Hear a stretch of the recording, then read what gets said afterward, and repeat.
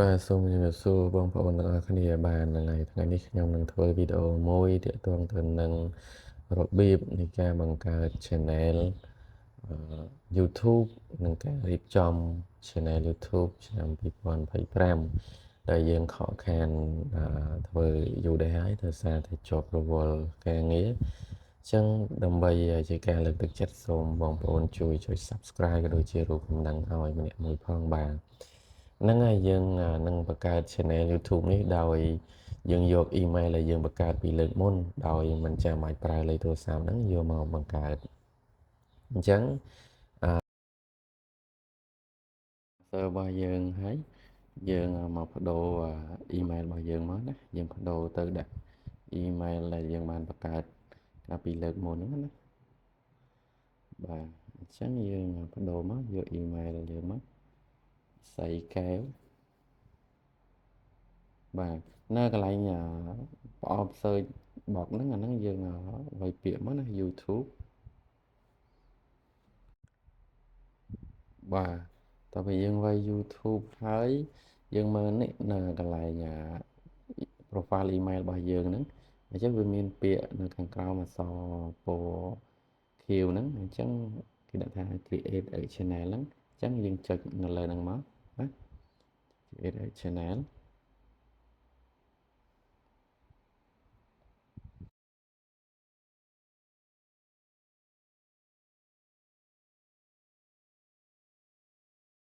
យើងคลิกនៅលើពាក្យ create a channel ហ្នឹងវានឹងចេញទម្រង់បែបនេះមួយផ្ទាំងហ្នឹងអញ្ចឹងកន្លែងនេះគឺកន្លែងដែលយើងដាក់ឈ្មោះណានេះកន្លែងឈ្មោះហ្នឹងអញ្ចឹងអានេះឈ្មោះគឺឈ្មោះដែលយកពីខាង email របស់យើងឈ្មោះ email របស់យើងណាអញ្ចឹងត្រង់កន្លែងហ្នឹង channel របស់បងប្អូនហ្នឹងបងប្អូនអាចកែប្រែឈ្មោះហ្នឹងណាដាក់ទៅឈ្មោះអីក៏បានដែរតែបងប្អូនក្រងនឹងធ្វើ content អំពីអីបងប្អូនដាក់ឲ្យទៅហ្នឹងទៅណាស្តៀងអញ្ចឹងយើងលុបឈ្មោះហ្នឹងវិញទៅយើងអត់យកតាម default ហ្នឹងទេអញ្ចឹងខ្ញុំដាក់ KP PK Technology ទៅ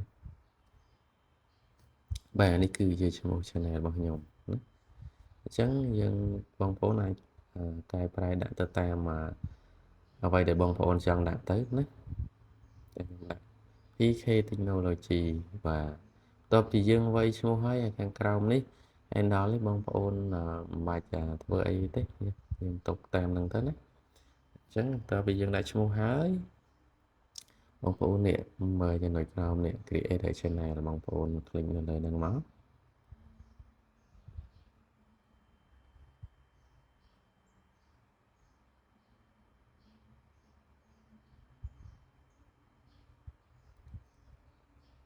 បាទណា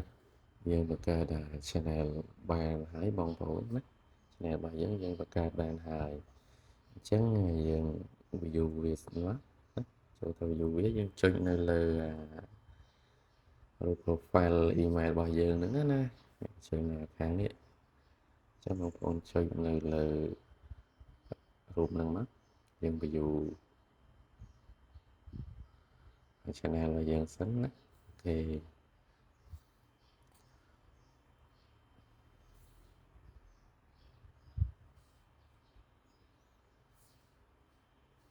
ចាំបងប្អូនចុចនៅលើ view your channel បាទហ្នឹងហើយយើងនេះ channel របស់យើងបាទយើងបង្កើតបានជោគជ័យហើយអញ្ចឹងយើងបង្កើត channel បានជោគជ័យនៅយើងទៅរៀបចំណាយើងរៀបចំ channel របស់យើងអញ្ចឹងយើងចុចនៅលើ profile ហ្នឹងទៀតមកណាហើយយើងយកពាក្យYouTube Studio បងប្អូនចុចនៅលើហ្នឹងមកដើម្បីចូលទៅរៀបចំ channel របស់យើង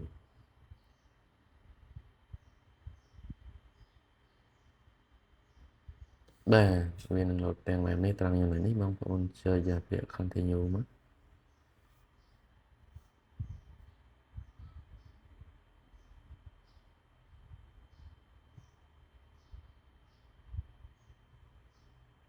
ហើយបន្ទាប់ពីយើងចុចមកដល់ចំណុចនេះបងប្អូន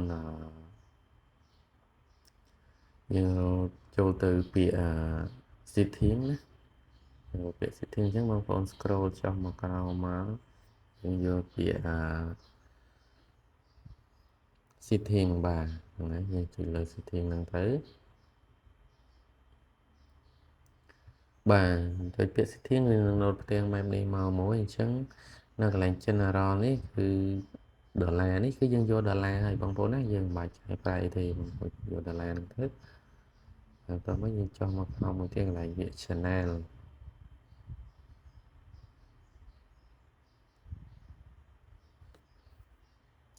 កន្លែង channel នេះ basic info ហ្នឹងប្រអប់ទី1ហ្នឹងបងប្អូនយកប្រទេសយើងមកណាប្រទេសកម្ពុជាមកដាក់ Cambodia មកពួកអី YouTube support ហើយយើងមិនបាច់ចាំដាក់ទៅប្រទេសនៅអាមេរិកឬក៏នៅថៃនៅអីទៀតទេអញ្ចឹងយើងយកកម្ពុជាយើងមក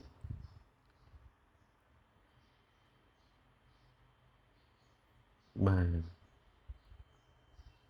ចឹងនៅចំណុចទី2នេះ keyword សម្រាប់ keyword នេះគឺយើងដាក់ keyword របស់យើងណា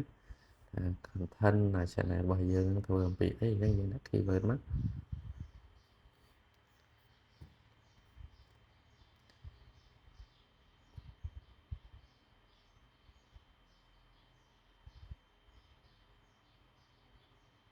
ខ្ញុំដាក់ keyword របស់ខ្ញុំ AP technology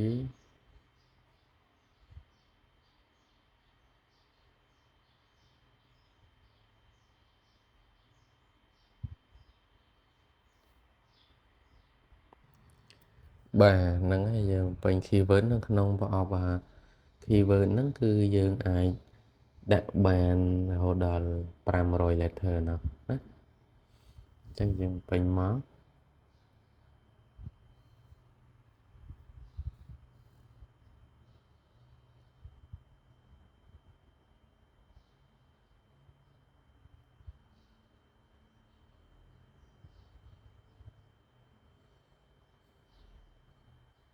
ចឹងខ្ញុំដាក់មួយទៀតហើយណាដាក់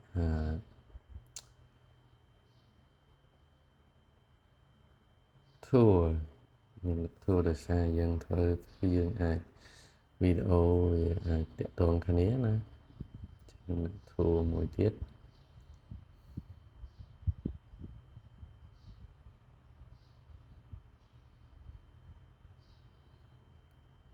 បាទហ្នឹងហើយខ្ញុំប៉ុណ្្នឹងទេអញ្ចឹង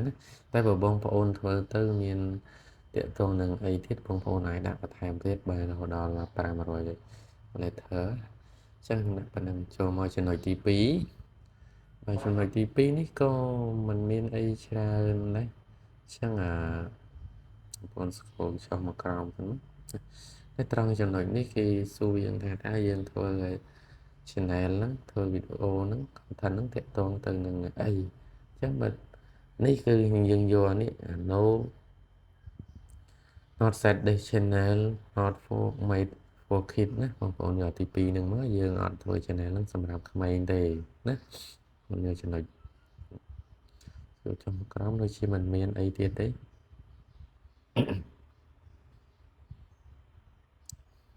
បាទចំណុចទី2យើងមានតែប៉ុណ្្នឹងទេបងប្អូនណាយើងយកប៉ុណ្្នឹងមកអញ្ចឹងយើងចូលទៅចំណុចទី3ណាចំណុចទី3នេះគឺយើងមាន3ចំណុចដែរណាយើងមាន3ចំណុចអញ្ចឹងចំណុចទី1 standard feature ហ្នឹងគេ enable ហើយទី2 intermediate feature អញ្ចឹងកន្លែងនេះ eligible មានថាអត់ទាន់ enable ទេអញ្ចឹងចំណុចទី2នេះបងប្អូនចុចលើសញ្ញាព្រួយហ្នឹងមកណាដើម្បីឲ្យវា enable បងប្អូនត្រូវ verify លេខទូរស័ព្ទបងប្អូនទៅយើងចុចនៅលើពាក្យ verify ហ្នឹងទៅហើយយើង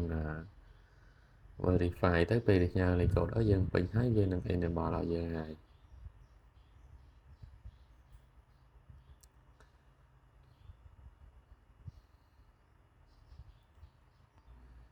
បាទហើយសម្រាប់ចំណុចទី3នោះគឺតើតែយើងផុសវីដេអូឲ្យបានគ្រប់លក្ខខណ្ឌខាង YouTube វានឹង enable ឲ្យយើងអូតូហើយនៅកន្លែងហ្នឹងចំណុចទី3ហ្នឹង advanced feature ហ្នឹងណាអញ្ចឹងតើបងប្អូនផុសវីដេអូទៅរកឲ្យបាន 1000 subscribe ហើយនឹង4000ម៉ោងវានឹងnormal ឲ្យយើងហើយអញ្ចឹងចំណុចchannel នេះគឺយើងមានតែប៉ុណ្្នឹងទេអញ្ចឹងនៅចំណុចទៀត upload default កន្លែងនេះយើងដូចជាមិនមានអីទេណាយើងអត់មានអីត្រូវបំពេញអីទេ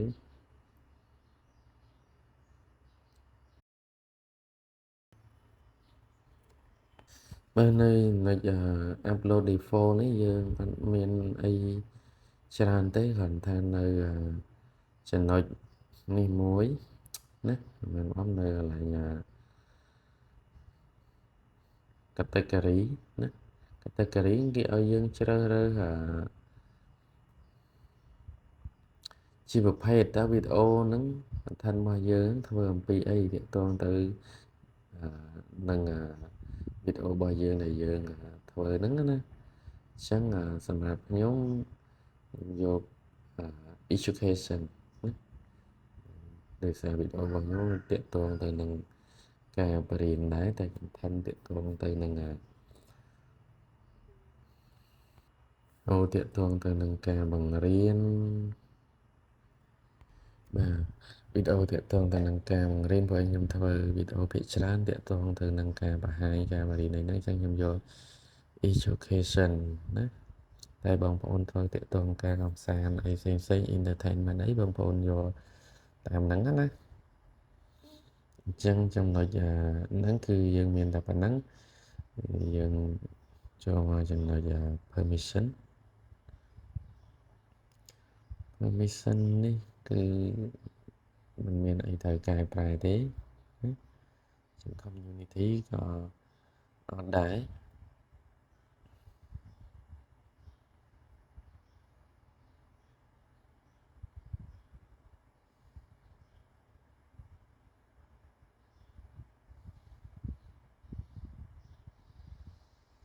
ហើយ comment នេះយើងអត់ទេបើកឲ្យគេអាច comment ចូលនៅក្នុង channel យើងបាននេះគឺយើងយក basic មក agreement អត់មានអីទេអញ្ចឹងសម្រាប់ការធ្វើរៀបចំ channel របស់យើងមានតែប៉ុណ្ណឹងអញ្ចឹងបងប្អូនចុច save មកអូខេហ្នឹងហើយនេះគឺយើងទាំងការបង្កើតទាំងការរៀបចំរួចរាល់អស់ហើយអញ្ចឹងតែប៉ុណ្នេះយើងទទួលបាន channel មួយថ្មីហើយអញ្ចឹងបងប្អូនអាចធ្វើការ upload វីដេអូរបស់បងប្អូនចូលនៅក្នុងនឹងបានហើយណាបាទហ្នឹងហើយសូមអរគុណច្រើនសម្រាប់ការតាមដានរបស់បងប្អូនទាំងអស់គ្នាបាទជួបគ្នានៅវីដេអូក្រោយទៀតបាទសូមអរគុណ